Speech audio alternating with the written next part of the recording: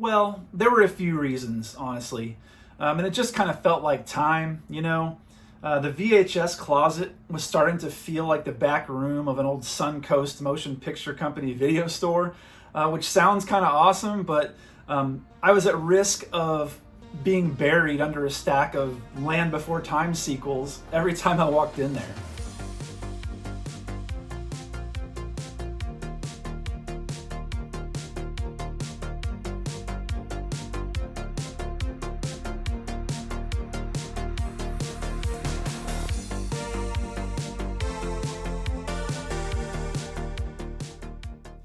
Hey everyone, my name is Perry, and welcome back to the Cassette Phase. So, welcome to the Den. For those of you who are just joining us, this is where we hang out and talk about anything and everything nostalgic. And one of the things that we have talked about a lot on this channel is physical media, which of course includes VHS tapes. Now, you saw the title, you saw the thumbnail, and looking back at it now, it does seem a little bit clickbaity, I guess, so I apologize for that. But this is what happened. I sold off most of my VHS collection, but let me tell you why. And before we get into it, we're going to do our cassette of the day, which may also be changing slightly, but we'll talk about that too. But trust me when I say, if you're here for the nostalgic feels and the vintage vibes, all of that will still be here, including in today's video. Sound like fun to you? Come hang out.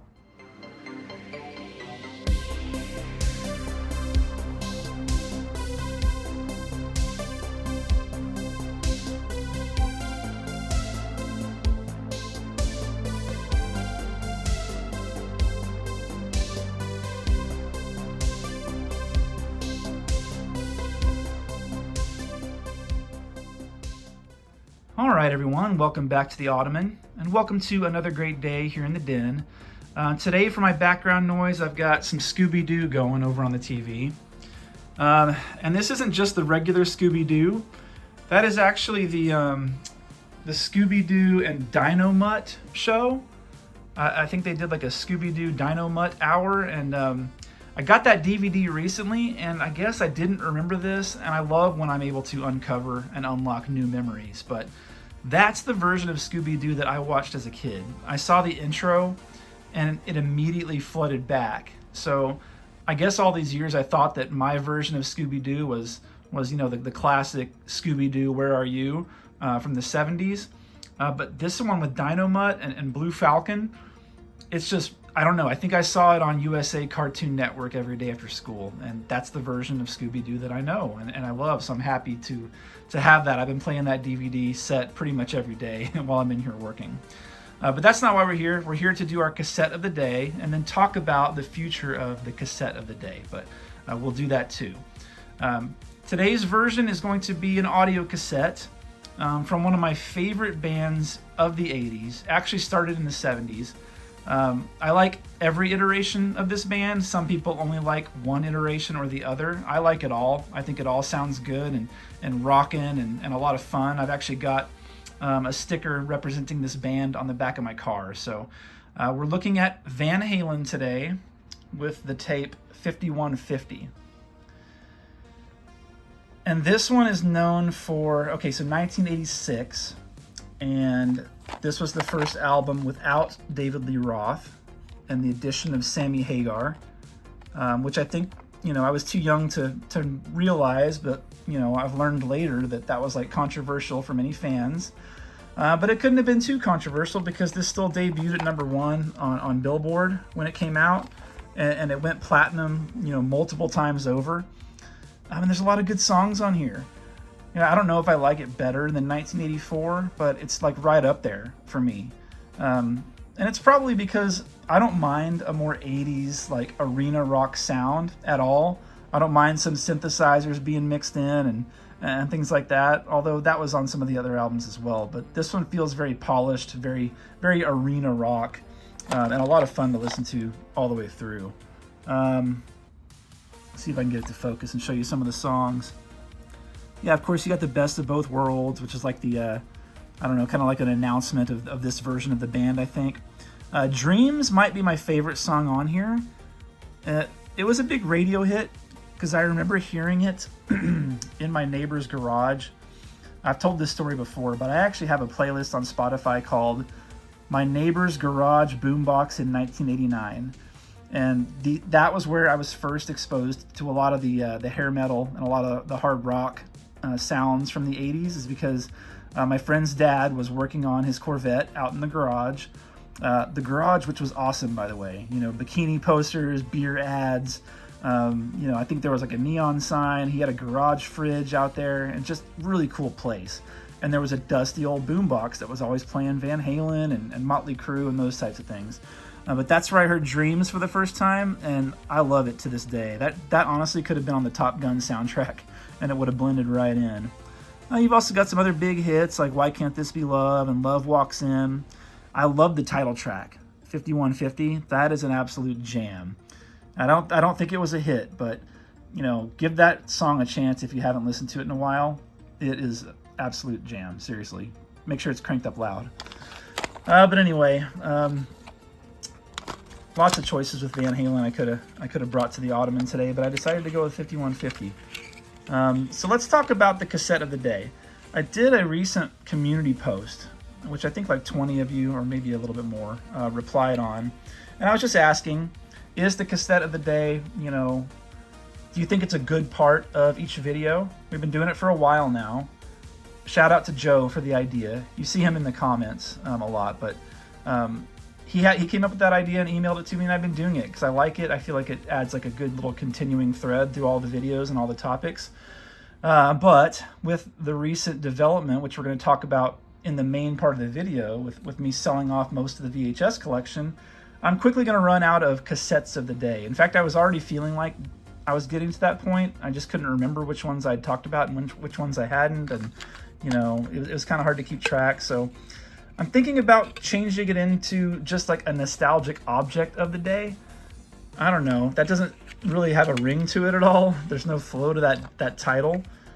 So maybe you guys can help me out in the comments. But what I would like to do is, regardless of the subject of the video, I would like to bring you over to the Ottoman and do just like a quick little couple minutes of show and tell of a random object, whether it could be a VHS tape, it could be an audio cassette, or it could be an old highlights magazine, or an old comic book, or a favorite action figure, or an old piece of memorabilia, whatever the case may be.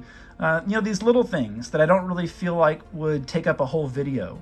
You know, I couldn't devote a whole video to some of these things, but I'd like to show them to you and talk about them. There's all kinds of things like that all throughout the den. So that's kind of what I'm thinking about doing going forward. We'll see. I feel like I need to come up with a name other than nostalgic object of the day. So I don't know, maybe we call it retro show and tell or something like that. You guys let me know what you think. If we need to stick with cassettes, we can do that for a little while longer, because like I said, I do have some tapes left, both VHS and audio cassette, and we'll go from there. But anyway, for today, I wanted to look at Van Halen's 5150. Well, after years of collecting, digging through thrift stores and searching estate sales and sifting through box after box at conventions and combing through the shelves at half-price books countless times, I actually did it. I sold off most of my VHS collection. Yeah, I know. But let's all sip on some Ecto Cooler and talk about it. And let me just mention right here at the beginning, I did keep about 100 of my all-time favorites. You know, the tapes that feel like they're a part of my DNA at this point. The Wizard, the Ghostbusters films, the Turtles movies, Star Wars, the Neverending Story. You know the ones. Plus any tapes that I received in viewer mail from some of you guys. But the other 526 tapes, those were sold off in a giant lot on Facebook Marketplace. But why? Well, there were a few reasons, honestly. And it just kind of felt like time, you know? The VHS closet was starting to feel like the back room of an old Suncoast Motion Picture Company video store, which sounds kind of awesome, but I was at risk of being buried under a stack of Land Before Time sequels every time I walked in there. Next, and I'm sure any other VHS collectors watching this video can definitely relate, I went through 11 different VCRs, not including the TV VCR combo. 11. That's not even like collecting at that point. That's like I needed a support group. And I just don't really have the bandwidth these days to continue hunting for them. And I don't really have the heart or the soldering skills to get into VCR repair. You know, replacing belts and capacitors, it just doesn't excite me. Now, you guys know, I've been singing the praises of VHS since the beginning of this channel, and I still believe those things. You know, pulling a tape out of the sleeve, looking at the artwork, popping it into the VCR, adjusting the tracking, and firing up a grainy old copy of RoboCop is still awesome to me. And I know that VHS collecting as a hobby has reached a younger generation. I know that from the recent sale of my own collection, which we'll talk about here in a few minutes. But I definitely don't want to discourage anyone from diving wholeheartedly into this fun hobby. Just know there's going to be some work involved. But here's the thing, for me at least, I realized that I can still get that classic VHS vibe to a certain extent by playing full screen pan and scan DVDs on my CRT screens. And you know what? It scratches the itch. It does. The tracking lines may be gone, but the nostalgia is still loud and clear. And all of this to say, this doesn't mean that I won't still keep an eye out for VHS tapes while I'm out and about. And I may even pick one up from time to time if it's a special one. But all of my tapes are going to a good home, I think. You know, I sold them to another collector and her husband for a really fair price, I think. And she said that she's going to keep some of them and sell some of the others on Whatnot. And she apparently has about 7,000 tapes in her collection, which is amazing. And I watched her Whatnot stream the other night just because I was kind of curious. And it was pretty entertaining, honestly. She was going through each tape and showing the condition and talking about it a little bit. And as you guys know, most of my tapes were in pretty good shape. And then next thing I know, people are bidding and buying and getting excited. And even though some of the comments were like, wow, that old guy had such a sick collection, I was still pretty happy about it. And she's still working on selling quite a few of them. So you might catch some of those old tapes in one of her upcoming streams if you're interested. I'll put the Whatnot information in the video description. Now, what does all of this mean for the channel? Well, nothing really. Wait, maybe the cassette phase was really just a phase. But no, the channel is still going strong. I will continue to share audio cassettes and VHS tapes. I do still have quite a few over there. And the name, the Cassette Phase, was really just a name that I came up with that I thought sounded cool. And yeah, the name was inspired by those analog formats like audio cassettes and VHS tapes. But the spirit of the Cassette Phase, as a lot of you longtime viewers already know, is simply nostalgia and sharing memories. And we're definitely going to continue doing that. So, what about the VHS closet? Well, it's now a retro treasure trove full of vintage toys and memorabilia and stuffed animals and all of the things that I love that had been recently hiding in totes and bins. Yeah, and I'm actually really excited about it. I get super happy every time I walk in there now. And I'm going to give you a little sneak peek preview of it today, but we're going to do a full video exploring the closet. And if anyone has any ideas for a name for it, be sure to let me know. So I don't really feel like I've lost anything here. You know, I just feel like I've made some more room for new memories. And those tapes are going to a good home where they will hopefully bring joy to other people, which is always super cool. And if you've been holding on to something for years and years, a collection, a hobby, an obsession with cereal box prizes, whatever, just know that it's okay to let go of it when the time feels right. So, no worries. The cassette phase is still very much alive. We're just phasing in some new, old memories. So be sure to stick around. It's going to be a blast.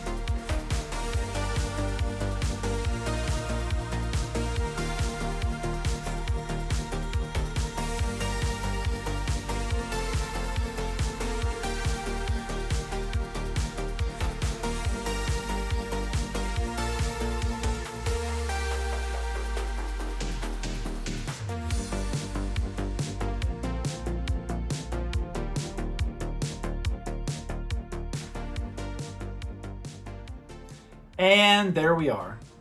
So I hope you all enjoyed our discussion today, our little farewell to the VHS collection. And if you did, and if you're new around here, be sure to subscribe. Also, don't forget to like the video, but only if you actually liked the video. But for now, and as always, relax, enjoy life, and be kind. We'll see you in the next one.